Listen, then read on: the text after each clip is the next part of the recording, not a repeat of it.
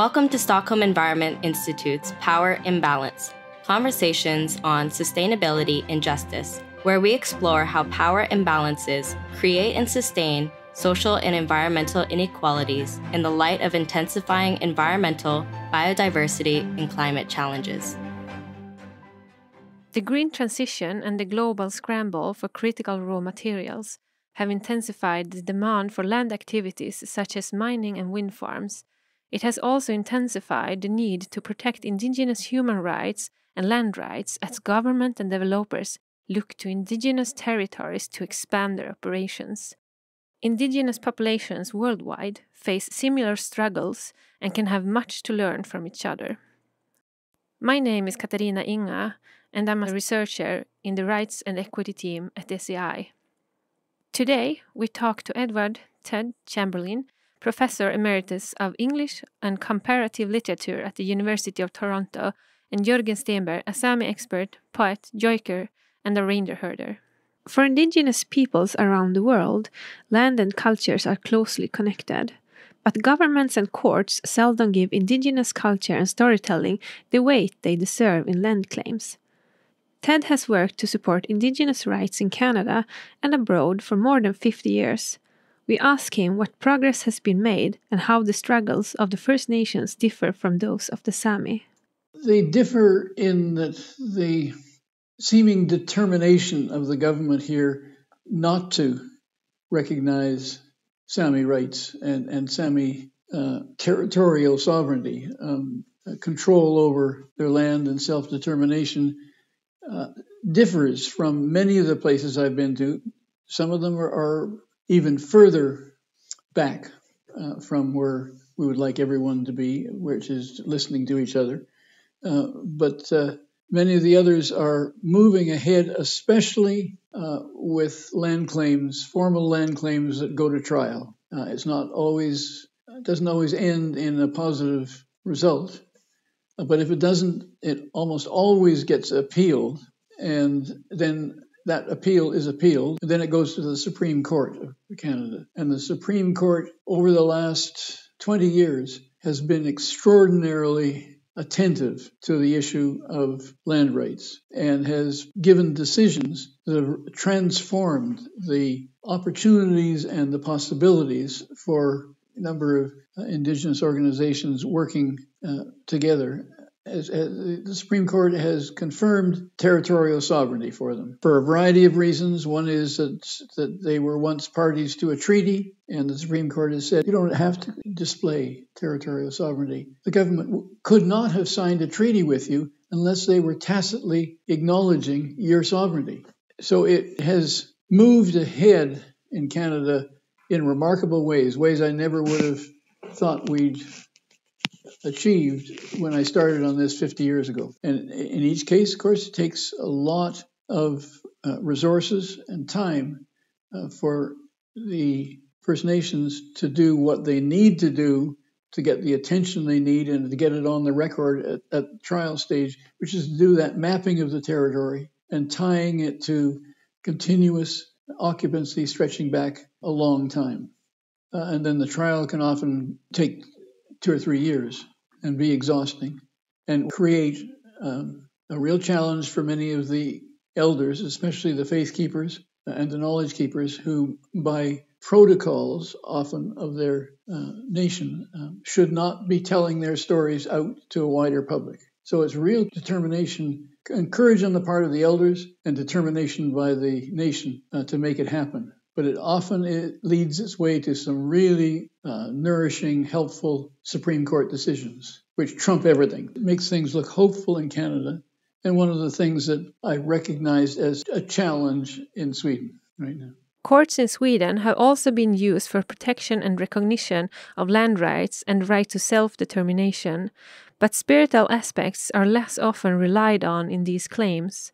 The most notable case is the Girjas case, which resulted in the landmark decision by the Supreme Court of Sweden granting the Girjas Sámi community the right to issue hunting and fishing licenses within their district. But there's still a long way to go. But our land rights today in Sweden is almost a joke as I see it. And the way forward is by taking things to court. Of course, there has been some movements in the right way with the Sámi rights in Sweden, particularly or almost only because, not only, but because of the Girjas court case.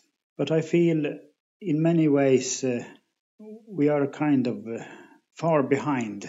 We are the only people in the whole world that in so strong way combine our right to the land with the animal, with the reindeer. And that's because the reindeer is very important and carries a lot of the culture.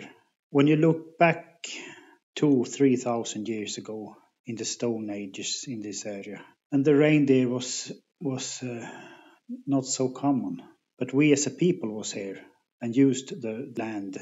Other people's struggles is more about the man, the person's, people's land in a spiritual way and in a religious way. Why we're not doing it so much is because the spiritual and religious things has been banished for so long time. So it's a stigma in that. Because if you talk about it, then you're not serious, so to speak. Despite this stigma, cultural ties to land and nature can sometimes take on a religious meaning. Like religious traditions, cultural practice are shared across generations through storytelling and can guide people on how to live, act, and interact with the world around them. The storytelling and the way you're raised and how to learn how to behave in nature. The storytelling is an educational purpose also. One of the stories and one of the way to behave I've heard when I was a little boy or a little is to knock 3 times on a tree before you cut it down. You knock on it so it knows it's going to get cut down. And I didn't quite know deeper exactly what the meaning was. It was just like a thing to do, like a lot of thing is. But the more I understood about that is combined to the thinking that the spirit of the tree should leave the tree and not fall with the tree to the ground. So you warn the tree. And then you see what is a religion? You always think that a religion, then you have to know a lot the ceremonies. If you're a Christian, you have to know the Bible and you go to the church. It's so many things that is in the picture of being a Christian. But with the Christianity, it's totally free not to know anything about anything at all, not even behave like that. True. But still be a Christian, and that is your religion. But you can know about how to behave in the nature, how to treat a tree when you cut it down, and many other things that is like that in fact is a kind of ceremonial actings combined in the religion. But we don't see it as a religion because we're not supposed to be religious in that way, because it has been so forbidden for so extremely long time. Through thousands and thousands and thousands of years, since the day the man became a man one day, when we stopped being a frog, we had the need to be spiritual. And when we take back the right to talk about those things and take back the right to be holy people, then we can heal as a people, I think, but also preserve the land better in land struggles. That's very powerful stuff. Really is. Protecting land and nature is becoming more difficult as the green transition puts increasing pressure on indigenous territories and resources for new developments. This can negatively affect not only the environment and livelihoods, but also the mental health and even the safety of those who serve as custodians of the land. Often people who are more spiritual gets worse in the health, mental health. For them. And because if you are raised with that you should knock on a tree 3 times so that the spirit of the tree can move, as you have that as a way of living. What does that person think when he goes over a clear cutting area that is 10,000 It makes something to the mind and to the thoughts. I don't wonder. That's of people, and that's also why in the group we rarely talk about those things. So they're so terrible, and they're like the clear cutting is terrible. So in that matter, many times, or I know several times, in the beginning when the windmill came, we said yes, even though we knew it would be chaos, just because we didn't have the strength to take the struggle for the land. Yeah. But when you become the part in the society that says no to everything, then your neighbors don't like you, and you get into discussions, and you can see on the social media that reindeer herding should stop to exist, and so.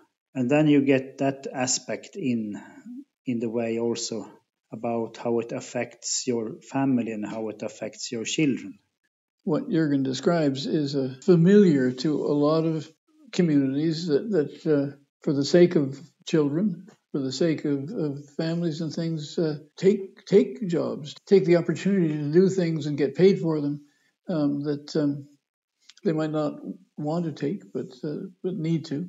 I've heard from a number of people just how much is going on of a pretty dreadful sort with the mining and various other things. That's happened in Canada. The resistance to it, though, has been very strong by the First Nations. I mean, they've put up blockades. They've gone to jail because of those blockades to stop some of those developments. And they continue to do so. They've managed to destroy the possibility of certain kinds of mines being put in certain sorts of places. Part of it has to do, and the strategy they've often used, is to somehow do what might not be possible for the Sámi, which is to create a question over whose territory that is. And that puts what the lawyers call a cloud on the title to the land. And it means for big development projects, the people backing the development say, I'm sorry, we're not putting $1 billion into that if there's a chance that it's not your land. And so they've talking to the government. The government is increasingly under pressure not to give permission if it's territory that the Indigenous nation claims. May not have proven yet, but claims. It's just enough doubt that can do, as in Canada, done wonders to protect the environment, because the big corporate money won't go to a project that has some of that kind of risk in it. And governments conspire with, that's the only word I can think of using, with the big developers. Partly they say, well, that's going to be good for the country as a whole, but it's not good for the Indigenous nation, or it's not good for the environment. It's short-term stuff. Meanwhile, in European North, despite evidence that wind farms, mines, and hydropower plants disrupt reindeer herding migration routes and feeding grounds, more developments are planned. Direct agreements between developers and indigenous communities are emerging as a way to negotiate the terms of the new projects, but there is often an imbalance in negotiation power, and our recent research shows that such agreements have mostly negative consequences for the reindeer. So, can developments and Sámi interests be balanced in a fair way? I can't balance it. It's totally impossible. In my area, my reindeer herding area is, we have 8 big windmills farm. I think we have 6 windmill industry companies that is talking to us to build more. We have 8 old mines and new searching for everywhere for there. So it's to handle that as a reindeer herder is impossible in so many ways, because we don't have energy to raise our voices. We are always reacting on somebody else's initiative. We have we are 12, 13 reindeer herders. We've made small groups so that one group work with forestry and one group work with the windmills and one work with the mining and one. So we're a couple of persons in each group. But most of us are in several groups at the same time. So it's totally exhausting. But now we have made demands to get paid for our time. But even if we get paid, it's a big problem, because that is something that isn't part of our life, our reindeer herding life. I would say it's a way of a mental collapse in that way. And then in the end, all the decisions you make, what you say to the windmill industry or whatever it is, isn't always what's best for the reindeer. And we are talking on behalf of the reindeer and, of course, the culture. Research can help lighten the burden placed on indigenous communities that Jörgen talks about. He points out how GPS trackers on reindeer, represented by red dots on a map, can help track reindeers in changes in their movement over time to prove that their habits and health are affected by human activities such as mining. And we have one big mine that is in use, and we have had GPS on the reindeer since 2008, I think. You can see the pattern from those GPSs through all the years. It's a red dot. And the whole area is totally red, except around that mine. There is 5 kilometers from the mine. There has been 2 GPS reindeers since 2008. So it's 10 kilometers wide area.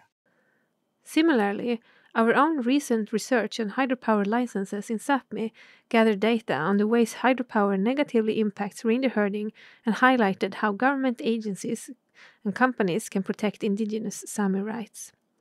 How else can research help tip the scales toward power in balance? Well, I've got a quick answer. It can help if they listen to indigenous scientists. I mean, talk about indigenous people with indigenous knowledge. I call them indigenous scientists. They know more than many of the Western trained scientists do. Collaboration is where it's got to go. They work together with no particular authority given to the settler scientists. I think we have seen it very important. For example, if I continue with the windmills, we saw with our eyes how the reindeer the herd changed its way of using the land. Mm-hmm. And we could talk a lot about the changes, but we would never have been able to explain it without the researchers. Because when the researchers came and we had data, the thousands and thousands and thousands of the data from the GPS, for example, and then you see patterns, how it had changed, and then we understood what we saw with the eyes was just a little bit of the problem. We didn't have the whole. It was much worse than we thought it was.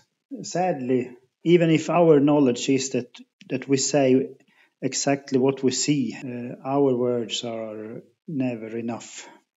And with the researchers, we get another level to the way to explain the things.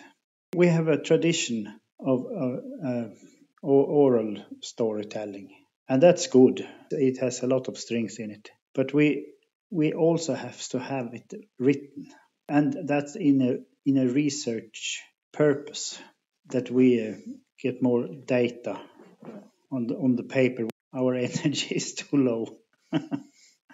We must be better to talk about the research importantness, and so the youth and those who don't want to work in the reindeer herding still work for the reindeer herding, but in other ways.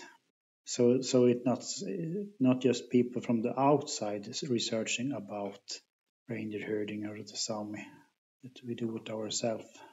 Looking back at the progress made in recognizing indigenous rights and the new challenges that come with transitioning away from fossil fuels, what can we hope for in the future? Well, I've been working in the area not as an indigenous person, but as an outsider, but with indigenous communities always, indigenous individuals. And in the 50 years since the early 70s that I've been doing this, I see good things happening. I see changes. So I like to hold on to that optimism. I certainly think overall it's a time it's a time of hope and possibility. But we've got to make that possibility happen, and that's going to take collaboration. What I think should happen more is the communities around the world talk to each other. To learn from each other, not to imitate each other or anything of that sort, but just to learn strategies of dealing with governments, for example, or international pressures, or what is the case with some Indigenous people, with the poverty that some suffer from, with the destruction of their lands. Most days I have no hope. I must say that. I really don't. And because there is so big interests and powers that is working against. And when I'm in my darkest moments and don't see those opportunities and so, then I used to think about human rights struggles all over the world in every time. I don't think so many black people in the southern part of US was so much in hope 1958, 1961, 1932 or so. And women in Sweden before 1920 should have had the right to vote. It was not natural at all. And the apartheid system in South Africa. Mankind has always pushed other person down. Yeah, that's part of mankind to do, sadly. Even 2,000 years ago, they colonized each other and took each other's belongings and so. But also to the struggle against that and the fight for human rights is also a part of mankind. That has mankind always done. And even when you don't think anything will happen, when it's the worst, when you don't see any opportunities at all, then the fight for human rights can go down to just be alive that day. To choose to live can be a fight for your fight for human rights. It don't change this world, but it do that if everybody managed to do that. It's easy to get stuck in the mind that thinks it's impossible. But the youth come with new energy and new willing to see possibilities to the reindeers and so and then you get even me get energy from that. And then there we have to be better. Each Sámi society is kind of an island, and we don't talk about things with each other. For example, those hard things about the mental issues and so, and you don't want to make yourself weak and talk about the weaknesses. And then there we have to be better to find strengths and join each other in the fights. Even if slow, there has been some progress in protecting Indigenous rights, but more needs to be done. Key to these efforts are court decisions and evidence of harm, where research, Indigenous science, and acknowledging the importance of Indigenous culture and oral storytelling can make all the difference. Sharing successes and setbacks within and between Indigenous communities to learn from international experience can also go a long way. We thank our guests, Ted and Jörgen, for walking the talk and sharing their insights. You can listen to Power and Balance on Spotify, Apple Podcasts, or wherever you get your podcast. For more information, visit our website, www.sei.org.